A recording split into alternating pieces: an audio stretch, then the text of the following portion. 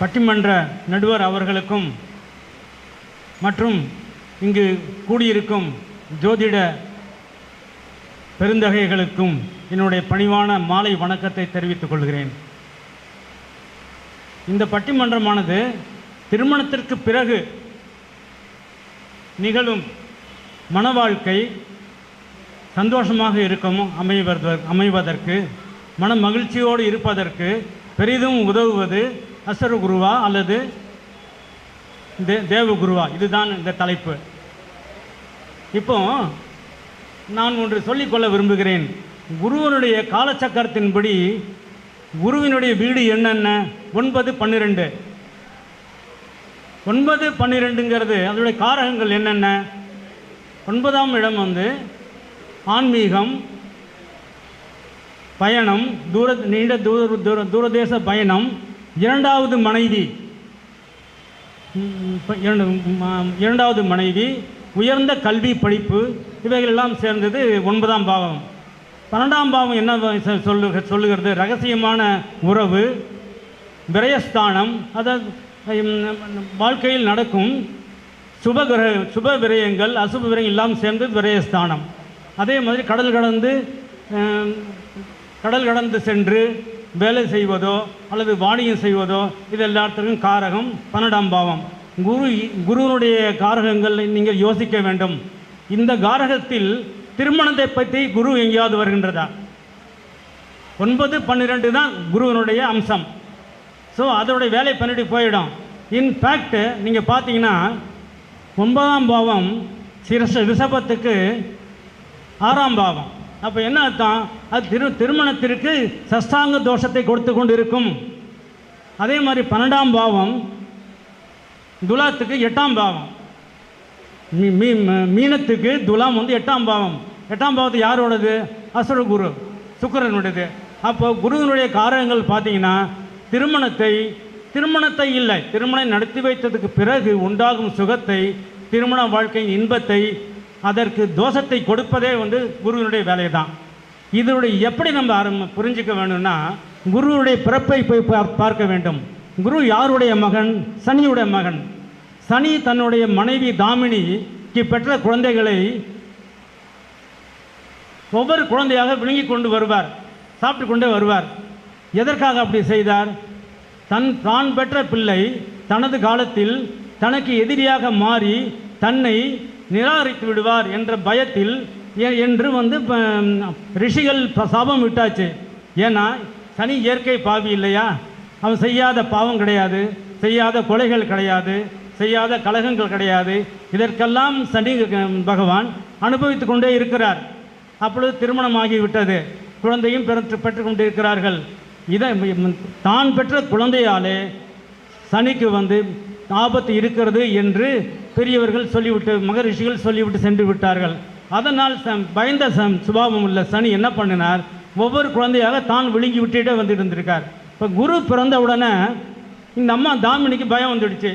எல்லா குழந்தையும் சாப்பிட்டுட்டே இருக்காரு, இந்த குருவும் சாப்பிட்டாருன்னா நம்மளுடைய குல வம்சமே நின்று போயிடுமேன்னு சொல்லிட்டு அதை மறைச்சி வச்சுட்டு, குழந்தையை மறைச்சி வச்சுட்டு அது மாதிரி ஒரு சின்ன சிற்பம் கல்லை காண்பித்து, இதுதான் இப்பொழுது பிறந்த குழந்தை என்று சொல்வார். உடனே அதை எடுத்து விழுங்கி விடுவார். ஸோ இப்போ குரு பிறந்த விதத்தை நான் சொல்ல வருகின்றேன். இப்போ குரு தந்தையினுடைய அரவணைப்பு இல்லாமல் தான் எங்கேயோ மறைந்து வாழ்ந்து கொண்டு இருக்கிறார். எதற்காக வாழ்கிறார்? தந்தையின் மீது பழி வாங்குவதற்கு. இது ஏற்கனவே தீர்மானிக்கப்பட்ட விஷயம். தந்தைக்கு எதிரியாக குரு பிறந்து வளர்ந்து கொண்டிருக்கிறார்.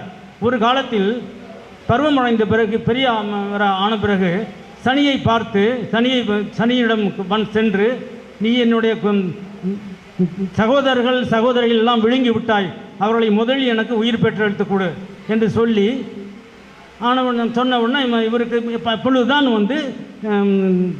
குருவிடம் பயம் ஏற்பட்டு சனிக்கு. ஓஹோ, நம்மளுக்கு ஒரு பையன் இருக்கான், நம்ம இல்லைன்னு நினச்சிக்கிட்டு ஜாலியாக இருந்திருக்கோம் அப்படின்னு சொல்லிட்டு பயம் வந்துடுச்சு. உடனே எல்லா குழந்தையும் உயிர்ப்பித்து கொடுத்துட்டாரு. பிறகு குரு என்ன பண்ணார்? எல்லாத்தையும் சேர்த்துக்கிட்டு சனியோட சண்டை போட்டு அவர் துரத்தி விட்டார். இதான் நடந்த கதை. அப்போது இப்போ நீங்கள் என்ன பண்ணணும்? குருவினுடைய மைண்ட் செட்டை பார்க்கணும். குரு வந்து எப்படி வளர்ந்தார், எதற்காக வளர்ந்தார். ஏன்னா அவருடைய main point of view in his life is to destroy the அதர்மத்தை கொல்லணும். அதுதான் மெயின் பாயிண்ட்டு. சனியை வந்து அதர்மத்தையே உருவான தந்தையை ஃபஸ்ட்டு அவரை வந்து அவரை வந்து அவரை வந்து துரத்தி அடிக்கணும். அதான் வேலை. அந்த மனநிலையே செட்டப்லேயே வளர்ந்து குரு வந்து நீதிபதிக்காக நீதிக்காக போராடுவதாக சித்தரிக்கப்பட்டார். அதுவே நம்மளுக்கு வந்து குரு வந்து நம்மளுக்கு வந்து நீதி தேவர், எங்கே பார்த்தாலும் நீதி நிலைநாட்டுவார் என்று சொல்லுகின்றோம். ஸோ இப்படியாக வளர்க்கப்பட்டவர் எப்படி வந்து அவர் திருமணத்திற்கு மேல் மோகம் கொள்ள முடியும்? இதுவே என்னுடைய தீர்ப்பு, என்னுடைய ஒப்பீனியனாக இருக்கிறது. அதற்கு ஆன் தி கான்ட்ரரி, அதற்கு எதிர்மறையாக சுக்கிரன் வந்து எப்படி பிறந்தார் என்பதை கிரேக்க புராணத்தில் நீங்கள் பார்க்க வேண்டும். சுக்கிரன் வந்து குழந்தையாக பிறக்கவில்லை, எடுத்த உடனே இளம் பெண்ணாக தான் வருகிறார். அங்கே வந்து கடலில் இருந்து பிறந்து தெய்வலோகமே பிறந்து வந்த மாதிரி அவர்களுக்கு தோற்றமளிக்கிறார். ஆகவே சுக்கிரன் வந்து எதற்குடைய காரர்கள்? பொன், பொருள், ஆபரணம், போரில் வெற்றி. சுக்கிரனை பார்த்து போரில் சென்றவர்களுக்கெல்லாம் வெற்றி கிடைக்குமா? இதற்போல் சுக்கிரன் வந்து அளவில்லாத செல்வங்களையும், அளவில்லாத சுகத்தையும், அளவில்லாத செல்வத்தையும், அளவில்லாத ஒரு வெற்றியை கொடுக்கக்கூடிய தெய்வமாகவும் வணங்கப்பெற்று வந்து கொண்டிருக்கிறார்கள். ஆதலால் திருமண வாழ்க்கைக்கு சுக்கிரனே வந்து அசுர கிரகம், அசுர தேவனான சுக்கிரனே காரகம். திருமண வாழ்க்கைக்கு பிறகு அவர்தான் வந்து சுக்கிரன் திருமண வாழ்க்கையை நன்றாக நிர்வகிக்க முடியும், அனுபவிக்க முடியும் என்று சொல்லி நான் விடைபெறுகிறேன். நன்றி, வணக்கம். எல்லா செல்வத்தையும் சுக்கிரன் கொடுப்பார். நீங்க சுக்கிரவாரத்தில் என்ன? சுக்கிரன் எந்த லோகத்துக்கு அதிபதி? பஞ்சலோகத்தில் வெள்ளிக்கு அதிபதி. குரு எந்த லோகத்துக்கு அதிபதி? தங்கத்துக்கு அதிபதி. தங்கத்துக்கு ரெண்டுக்கும் ஈக்குவல் சார்ஜ் கிடைக்குமா? இங்க யாரு எதுக்கு அதிபதினு நான் சொல்ல வரல. செல்வம் தான். அது சுக்கிரன். அது வந்து இல்ல சார், கொஞ்சம் வார்த்தையே குருதான். I will complete your answer. I will answer you for your question. செல்வம் வந்து எல்லாத்துக்கும் ஒன்று தான். தங்கம் வந்தாலும் செல்வம் தான். செல்வர் வெள்ளி வந்தாலும் செல்வம் தான். உலகம் எந்த உலகம் வந்தாலும் செல்வம் தான். இப்போ தங்கம் செல்வம் அல்லாத மற்ற உலோகங்கள், ஃபார் எக்ஸாம்பிள் பிளாட்டினம், டங்ஸ்டன், இதெல்லாம் இதை விட உயர்வாக வேலை செய்கின்றன. இல்லைங்கய்யா, ஒரு நிமிஷம் கேளுங்க.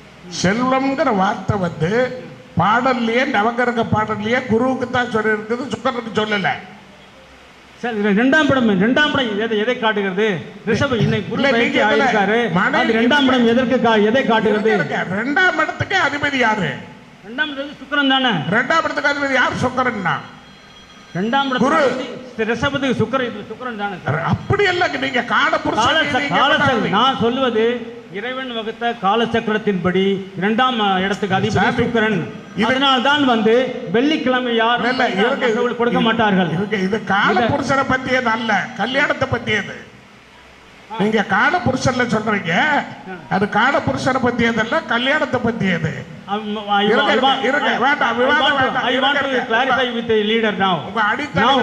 Please wait. Please, I will answer you. According to the காலபுருஷ தத்துவம், எந்த கிரகம் எந்த பாவம் எப்படி இருந்தாலும் காலபுருஷ தத்துவம் படித்து தான் வேலை செஞ்சுட்டு இருக்கோம். அது please remember. In fact any planet, any பாவா is there according to the காலபுருஷ தத்துவம் would something will be going on underground, undercurrent we can say. So எதுவா எப்படி இருந்தாலும் இப்போ விருச்சிகம் வந்து 8ஆம் அதிபதி, 8ஆம் இடம்.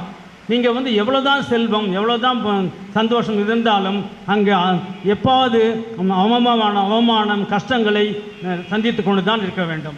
அது வந்து காலப்புருஷன் நியதி. இதை நம்ம மாற்ற முடியாது. எவ்வளவுதான் நீங்கள் அந்த இடத்துல வந்து நல்ல கிரகங்கள் இருந்தாலும் 8ஆம் இடத்துடைய பாதகத்தை அனுபவித்தே தீர வேண்டும். அதனால தான் 8ஆம் இடத்தை வச்சிருக்கு காலச்சக்கரம். Okay, thank you. I will meet you another day. Thank you.